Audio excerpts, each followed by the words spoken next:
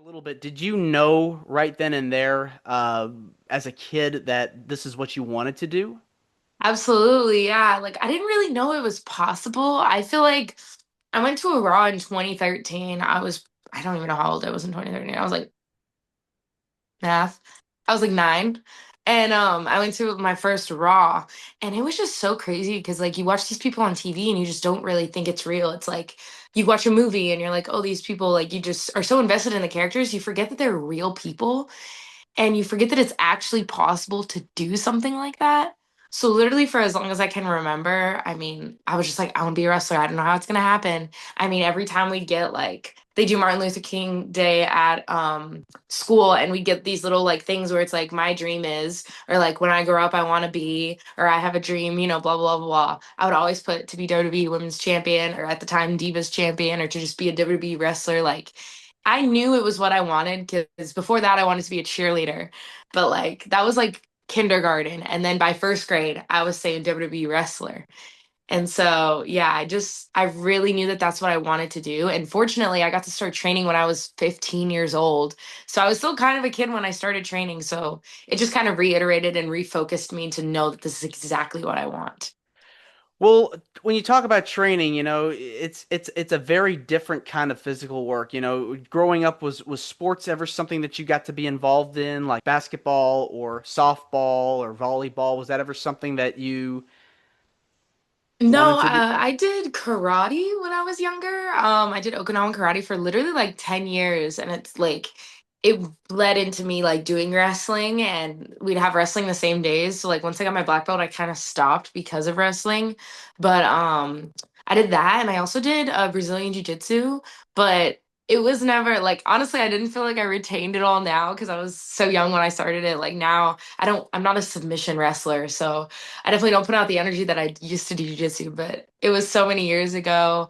But yeah, those were like all I really did. I just always wanted to be a wrestler. And I tried cheerleading. I was a cheerleader in 8th grade. I was like the worst one. But yeah, I never really did those like athletic sports. Well, when you know you have a dream and you want to do something, and you go for it, you have those hurdles you have to overcome. What would you say it was something that the biggest obstacle you felt you had to overcome, and how are you able to get out of it? So I think I have torn both my ACLs in the past 3 years. So I tore my first one. No, maybe it was 4 years. I tore my first one in 2022. So yeah, it was 3 years. In 2022, March. And that was when I was just starting to like get on shows.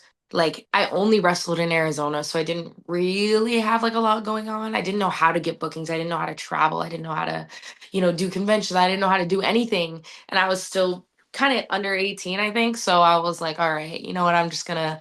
So that was really difficult. And then I came back and I wrestled through 2023 and then half of 2024 and I tore my other ACL last year. And that was definitely the most difficult thing because stars were starting to align. I was starting to get a lot of opportunities. Things were starting to happen for me. And now it's like, oh, this girl has, two blown knees. So even now coming back, it's been really difficult to even like get bookings or even talk to promoters because it's like we don't want her to get hurt at our show because like I understand, like, to some people, I may look injury prone, but I also know that, like, it is only two knee injuries. Like, people go through way worse, people go through way more. Like, it's just starting to, like, rebuild back those pieces and show people I'm good. Like, I called when I first came back the BB comeback tour. And honestly, I would still consider this the comeback tour, even though it's over, but, like, it's still the comeback tour because I need to prove to these people that, in a year, nothing happened to my knees. In 2 years, nothing happened to my knees. 3 years, 4 years, 5 years, six, like, you know what I mean? Like, I'm good now. Like, and I'm extra safe and extra precautious. I wear knee braces and everything. But that was very, very hard to overcome because when you get the surgery, you literally can't bend your leg. You have to relearn how to bend your leg. You have to relearn how to walk. You have to relearn how to squat, bear weight. Like, I still don't squat as much as I used to like 2 years ago.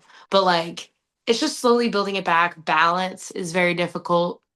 And then everything in the ring, like when I came back, I had to relearn how to run the ropes. I had to relearn how to roll. I had to relearn how to put like it was weird to put like weight on my knee if I'm kneeling. It was just a lot. And it was really hard the second time around because it's like I've already lived through this and now I have to experience this again.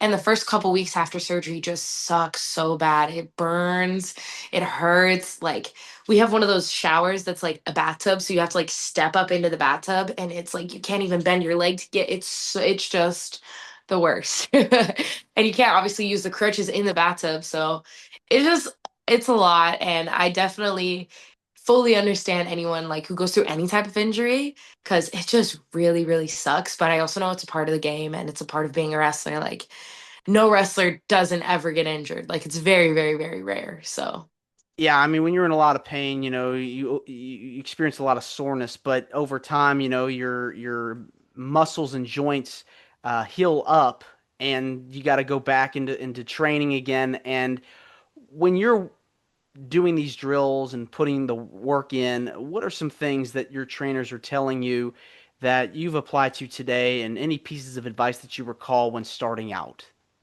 oh, to me, like the biggest thing when starting out, like for a wrestler, is to just keep showing up even on the days you don't want to.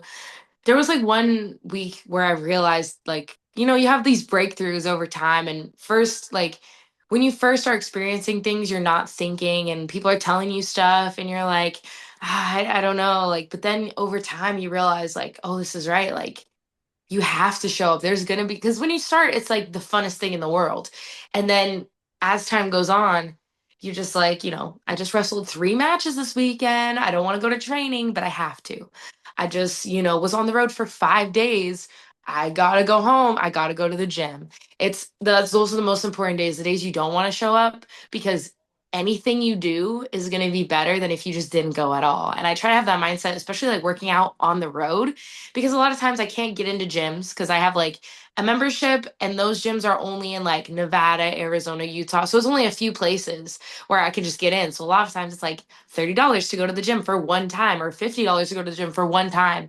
And I've been lucky to like get into a lot of gyms, but sometimes it's just hard. Like I just got off the plane and I have to go straight to the show. Can I go to the gym? Do I have time? And it's just like putting in the work on the days that you don't want to is the most important thing ever.